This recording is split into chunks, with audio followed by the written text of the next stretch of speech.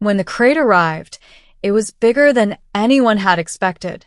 It came sealed in matte black alloy, stamped with the insignia of the Interstellar Comfort Initiative, a bureaucratic branch of the Galactic Concord that specialized in psychological stabilization assets for isolated personnel. In simpler terms, they delivered pets to lonely soldiers stationed too far from home. Corporal Elias Rowan had never asked for one, but command had insisted. "You're the only human within 3 sectors," his superior had told him over the hollow channel. Isolation degrades morale. The Concorde provides approved companions. Think of it as mandatory therapy. Elias had snorted at that. He had survived the siege of Karth, the ash storms of Alorum, and 3 straight years aboard rotating orbital outposts. He didn't need therapy.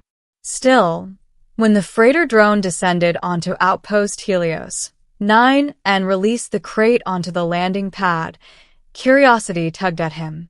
Helios 9 orbited a dim red star at the edge of Concorde territory. The station was small, just a ring habitat, a few docking ports and long observation windows that framed the crimson glow of the system's dying sun. It was quiet. Too quiet most days. The crate hissed as atmospheric equalizers synced with the station's pressure. Lieutenant Viral, a tall, silver-skinned ethery with luminous eyes, stood beside Elias. "Your species demonstrates high bonding affinity with non-sapient mammals," she said matter-of-factly. "The file indicates you previously owned something called a golden retriever." Elias couldn't help smiling. "Yeah." His name was Copper. "Is that a mineral designation?" "It's a dog name." Viral inclined her head. "The initiative assured us this companion will be suitable." The crate unlocked with a heavy clink. A seam split down the middle. Cold mist spilled out, rolling across the metal floor. Elias frowned. "That's dramatic." Then something moved inside. A pale hand gripped the edge of the crate. Not a paw, not fur.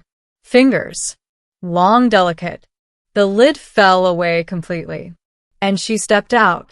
She was tall, perhaps a little shorter than Elias. Her skin was porcelain pale, almost luminous in the red starlight filtering through the observation dome. Long black hair cascaded down her back in a silken wave. Her eyes were deep crimson, reflective like polished garnet. Too subtle. Elegant fangs rested against her lower lip. She wore a dark, form-fitting garment woven from unfamiliar fabric, and around her neck was a thin metallic collar bearing the Concorde seal. The entire docking bay fell silent. Viral blinked slowly. "This unit does not match standard companion parameters." The girl, no, not a girl. A woman, Elias realized. Her features were mature, her posture composed despite the confusion flickering across her face. She looked around, inhaling cautiously. Her gaze locked onto Elias. "You are not my executioner," she said softly. Her voice was melodic, edged with something ancient. Elias raised both hands instinctively. "Definitely not." Viral stepped closer, scanning her with a wrist-mounted device. "Genetic signature, unknown classification. Hemivoric metabolic markers detected." Elias stared. "Hemivoric? She metabolizes blood," Viral replied calmly. "Primarily iron-rich plasma." Elias blinked. "You mean she's..." The woman's eyes narrowed slightly. "The word is Valith. Your species may use a cruder translation." "Vampire," Elias breathed. She didn't flinch. The collar at her throat pulsed faintly.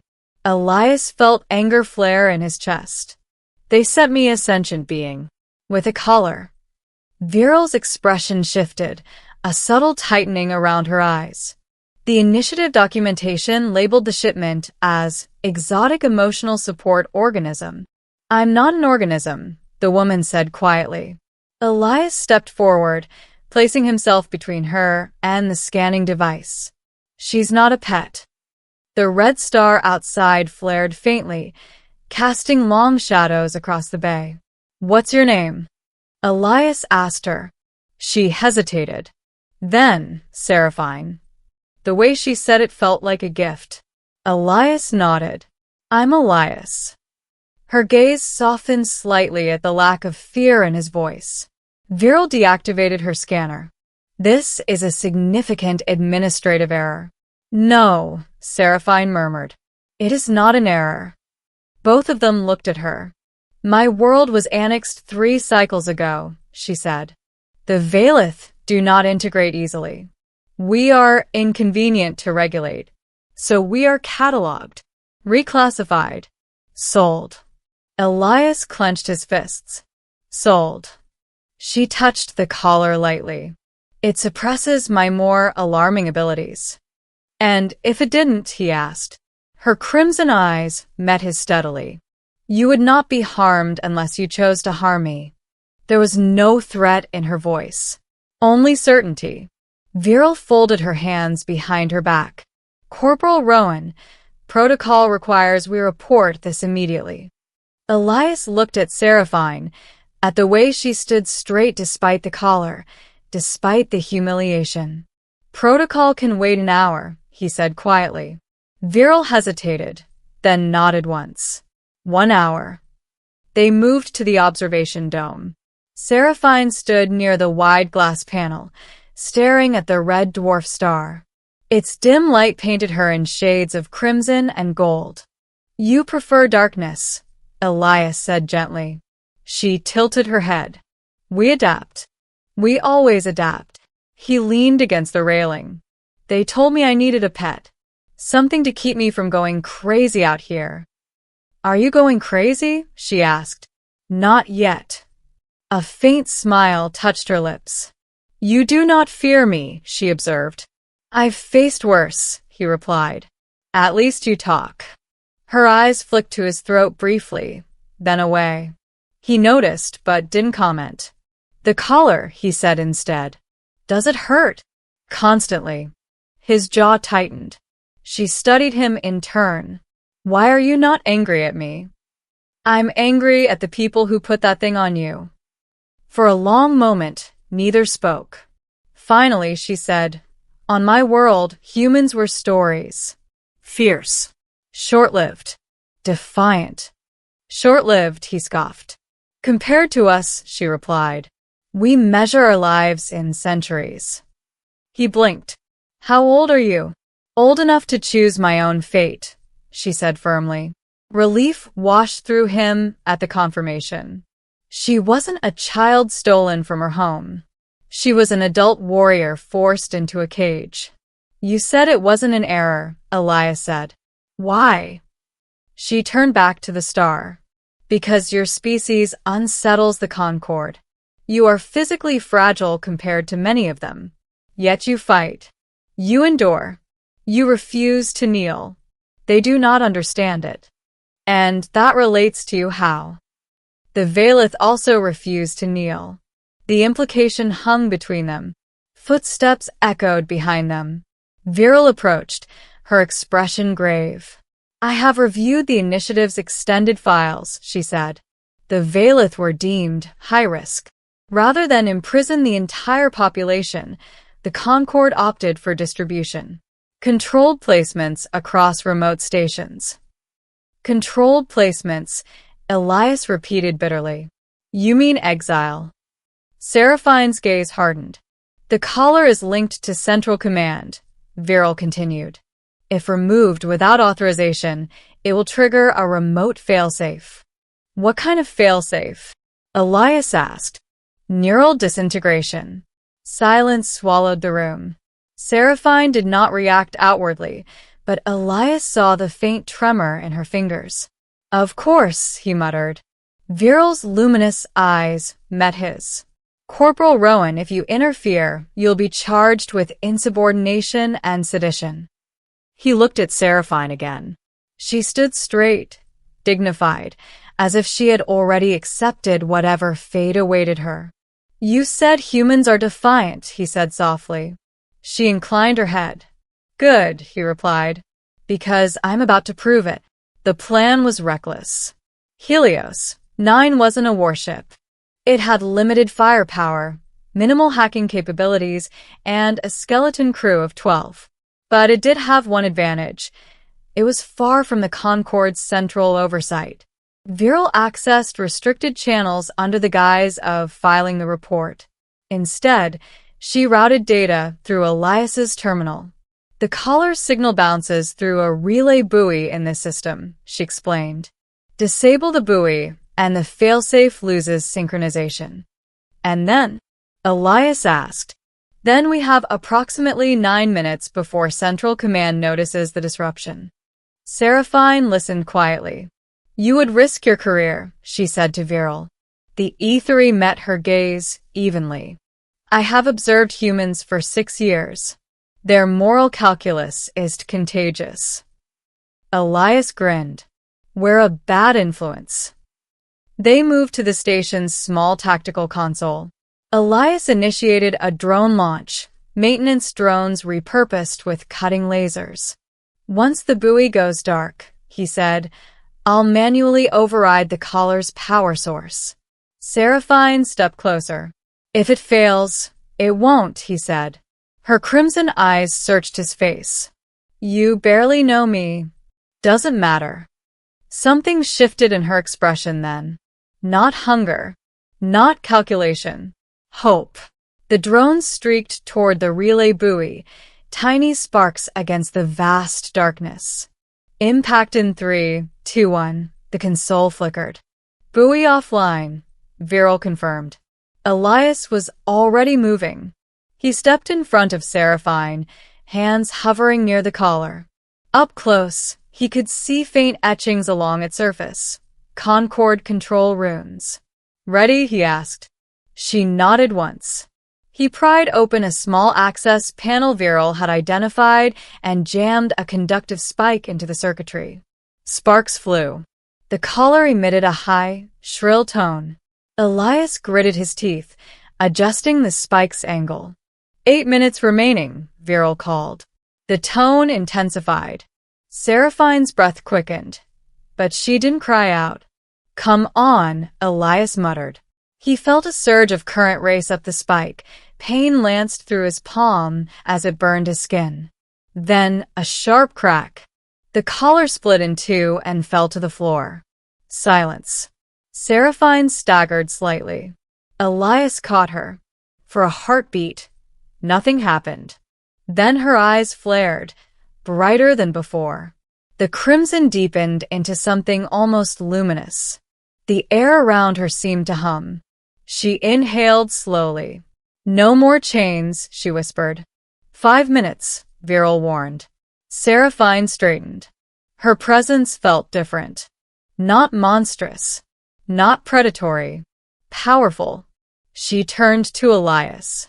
You are reckless, she said softly. Yeah. And brave. Working on it. She stepped back, focusing. Shadows near the dome seemed to bend subtly toward her, like loyal servants.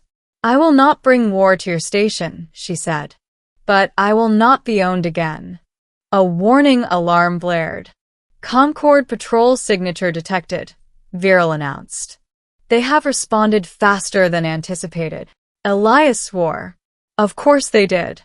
A sleek cruiser dropped out of warp near the station. Prepare to receive boarding party, the patrol commander's voice crackled over comms. Seraphine looked at Elias. May I defend myself? She asked. He met her gaze steadily. I trust you. The docking clamps engaged with a heavy thud. Concorde officers stormed into the bay, armored, armed, efficient. Their leader stepped forward. Corporal Rowan. You have interfered with regulated property. He stopped mid-sentence. Seraphine stood behind Elias, eyes glowing faintly, shadows coiling at her feet. I am not property, she said, her voice carrying effortlessly across the bay. The officers raised their weapons. Elias stepped aside, not away from her, but beside her. "She's under my protection," he said. The commander scoffed. "You would oppose the Concord for this creature?" Elias didn't hesitate. "For a person? Yeah." Seraphine moved then, not in a blur of violence, but in a ripple of impossible grace. The shadows surged forward, wrapping around the officers' weapons, wrenching them from their hands. The metal crumpled as if gripped by invisible claws. No blood was spilled. No lives taken. The officers stumbled back, disarmed and stunned. Seraphine's gaze burned. "Leave," she commanded. There was something in her voice, ancient. Authority honed over centuries. The commander hesitated. Then slowly he signaled retreat. Within minutes, the patrol withdrew, their cruiser pulling away from the station. Silence returned. Elias exhaled shakily. "Well, that escalated." Seraphine turned to him. The glow in her eyes softened. "You stood with me against your own empire," she said. "It's not my empire," he replied. "It's just a government. There's a difference." Viral approached, watching the retreating cruiser. "You have altered the political equilibrium of this sector." Elias rubbed the back of his neck. "Oops." Seraphine stepped closer to the observation window, gazing at the red star. "They will come again," she said quietly. "Probably," Elias agreed. She looked at him. "You could still surrender me. Claim coercion." "Not happening." A faint, genuine smile curved her lips. "Then I will remain," she said. "Not as a pet, not as cargo, but as an ally." He extended his hand. "Deal." She regarded it briefly, then took it. Her skin was cool, but not lifeless. Outside, the red star flickered. News of Helios. 9 spread faster than the Concord had anticipated. Other distributed Valeth began to disappear from their assigned stations. Some escaped.